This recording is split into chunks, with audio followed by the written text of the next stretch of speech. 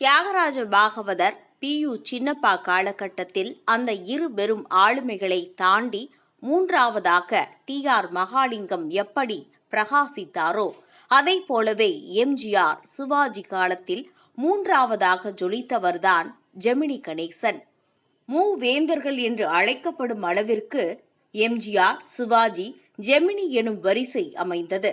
சிவாஜியைப் போலவே ஜெமினிக்கும் இயற்பெயர் கணேசன் என்பதால் தான் பணிபுரிந்து கொண்டிருந்த சினிமா ஸ்டுடியோவின் பெயரை முன்னால் சேர்த்துக் கொண்டார் ஜெமினி கணேசன்.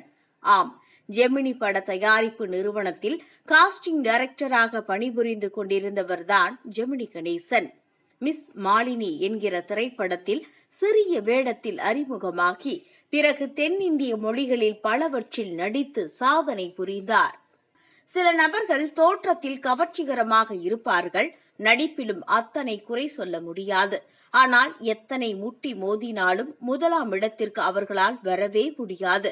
இந்த வரிசையில் சிவகுமார், சரத்பாபு என்று பல நடிகர்களை உதாரணமாக சொல்ல முடியும்.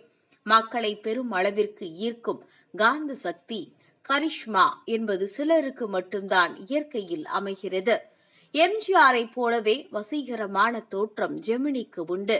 சிவாஜியைப் போல உணர்ச்சிகரமாகவும் ஓரளவுக்கு நடிக்க வரும். என்றாலும் இவரை போன்ற நடிகர்கள் பார்வையாளர்களால் மெலிதான கேலிக்கு ஆளாவது உண்டு.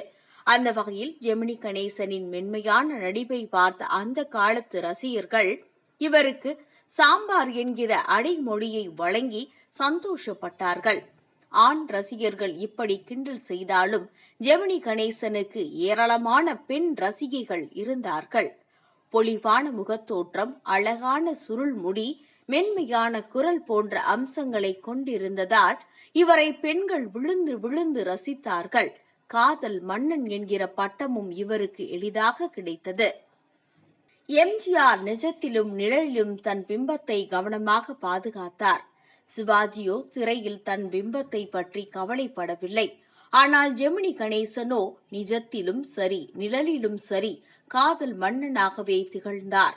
தனது காசனோவா பிம்பத்தை பற்றி கவலைப்படாதது மட்டுமல்ல, அதை புன்னகையுடன் பொது வெளியில் ஒப்புக்கொள்ளவும் செய்தார்.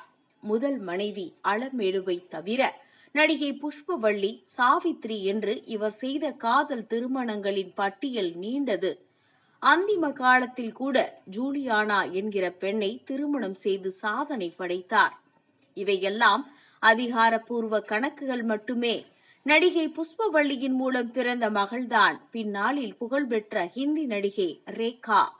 முன்னணி நடிகர்கள் என்றால் அவர்களை குறிப்பிட்ட இலக்கணத்திற்குள் அடக்கப்பட்ட பாத்திரங்களில் மட்டுமே நடிக்க வைக்க முடியும்.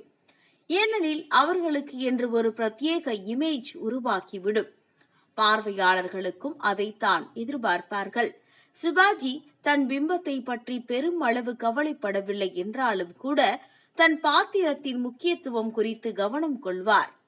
ஆனால் இப்படிப்பட்ட முன்னணி நடிகர்களை தாண்டி சாமானியர்களின் நாயகர்களாக சிலர் இருந்தார்கள். மோகன், முரளி என்று ஒரு பெரிய வரிசையை உதாரணமாக சொல்ல முடியும். இந்த சாமானிய நாயகனின் முன்னோடி என்றால் அது ஜெமினி கணேசன் தான். அந்த அளவிற்கு எந்த ஒரு எளிமையான பாத்திரத்திலும் இவரை பொருத்தி வைத்துவிட முடியும். எம்.ஜி.ஆர். சிவாஜி காலகட்டத்தில் இரு நடிகர்களுக்கு என்று தனித்தனி கோஷ்டிகள் உருவாக்கி இருந்தன என்பதை முன்பே சொன்னோம். தயாரிப்பாளர், நடிகர், இயக்குனர் முதற்கொண்டு அந்தந்த கோஷ்டியில்தான் பெரும்பாலும் இயங்குவார்கள். எதிர்கோஷ்டிக்கு செல்ல தயங்குவார்கள். எம்.எஸ்.வி., கண்ணதாசன், ஆரூர் தாஸ் போன்ற திறமைசாலிகளால் தான் இரு தரப்பு நடிகர்களிடமும் பணியாற்ற முடிந்தது. இந்த நோக்கில் ஜெமினி கணேசனை சிவாஜி கோஷ்டி என்று சொல்லிவிடலாம். பாசமலர் முதற்கொண்டு சிவாஜி ஜெமினி காம்பினேஷன் என்பது 25 படங்களுக்கு மேலாக வெற்றிகரமாக அமைந்தது. கட்டபொம்மன் நாடகம்தான் இளம் வயதில் சிவாஜிக்கு நடிப்பு என்கிற கனவை ஊட்டியது. எனவே சிவாஜி பின்னாளில் வெற்றிகரமான ஹீரோவாக ஆன பிறகு இளம் வயதில் தனக்கு லட்சிய பாத்திரமாக தெரிந்த கட்டபொம்மனை வைத்து திரைப்படம் எடுக்க திட்டமிட்டார்.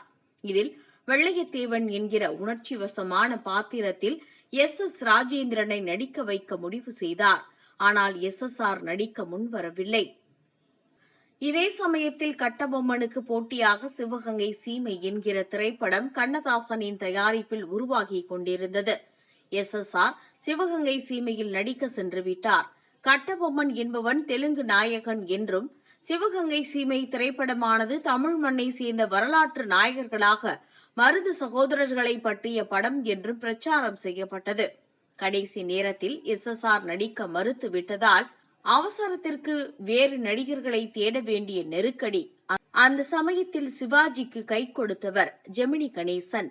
அப்போது ஜெமினியின் மனைவியான சாவித்திரிக்கு பிரசவ நேரம். தன் கணவர் அருகில் இருக்க வேண்டும் என்கிற நியாயமான விருப்பம் சாவித்திரிக்கு இருந்தது. பாசமலர் என்கிற படத்தில் மட்டுமல்ல, நிஜ வாழ்க்கையிலும் கூட சிவாஜியும் சாவித்திரியும் அண்ணன் தங்கையாகவே பாசத்துடன் பழகினார்கள். சிவாஜியுடன் அதிக திரைப்படங்களில் இணைந்து நடித்திருந்தாலும் எம்ஜிஆருடன் ஜெமினி கணேசன் இணைந்து நடித்தது ஒரே ஒரு திரைப்படத்தில்தான். 66 வெளியான முகராசி என்கிற திரைப்படத்தில் ஹீரோவின் அண்ணனாக நடித்திருந்தார் ஜெமினி. எம்ஜிஆர், சிவாஜி, ஜெமினி என்கிற இந்த மூவேந்தர்களின் கலைப்பயணம், அவர்களின் தனிப்பட்ட வாழ்க்கை, அவர்களை பற்றிய மக்களின் பார்வை போன்றவற்றை கவனித்தால் அவர்கள் தானாக ஏற்படுத்திக் கொண்டது அல்ல, தன்னிச்சையாக உருவான பிம்பம்தான் அவர்களின் பயணத்தை தீர்மானித்தது.